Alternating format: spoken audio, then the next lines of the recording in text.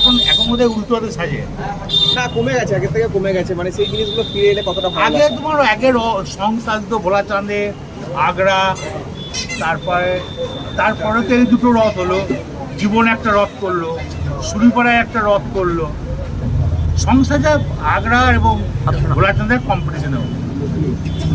পুরোনো দিনের রথের স্মৃতি কেমন ছিল? অনেক ভালো ছিল। গ্রামগঞ্জে থেকে লোক আসতো কত, ছাদে বাম্পারের লোক। গ্রামগঞ্জে থেকে বাইরি ফাইরি প্যাকচাদরা বাসাপাড়া থেকে ব্যাপক লোকজন আসতো। আজকে ব্যবসায়ী সমিতির পক্ষ থেকে মন্ত্রীকে বলা হয়েছে বোলপুর শহরের জন্য একটা রথ, যেটা রেল ময়দান থেকে পরের বছর হয়তো শুরু করা হতে পারে। কি বলবেন এই বিষয়ে? দেখুন, আমি এইসব জগন্নাথের ব্যাপারে কিছু বলবো না। জগন্নাথ যেখান থেকে বেরোয় সেইখান থেকেই বেরোনো। দাদা, এসএসডির তরফ থেকে এবছর 10,000 টাকা অনুদান দেওয়া হলো, কতটা উৎসাহী? সেটা সরকার ভালো কাজ করেছে। 100 বার খারাপ কি আছে? দুর্গাপুজোতে সরকার টাকা দেয়, এসএসডি টাকা দিয়ে আরো ভালো করেছে।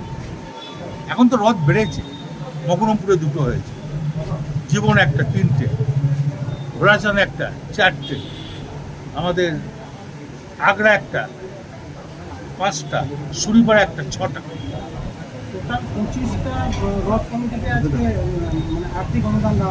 ছোট ছোট রথ সব মিলিয়ে ভালো, একটা খারাপ।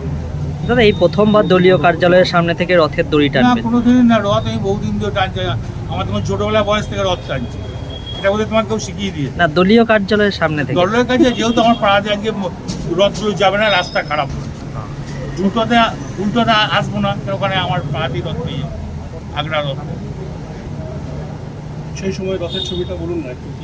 বলা বলি কি আছে, রথ ছোট থেকে রথ দেখে আসছি, বলছিল ভিড় হতো, দুর্দান্ত ভিড় হতো। এখন তো কমে গেছে রাস্তাঘাটে। আগে ফুলুরি, চপের, পেঁয়াজির দোকান হতো, এইখানেই তো জিলাপির দোকান হতো, ওই পাঁপড় ভাজা সব আছে। আসলে মানুষ আসা করতো।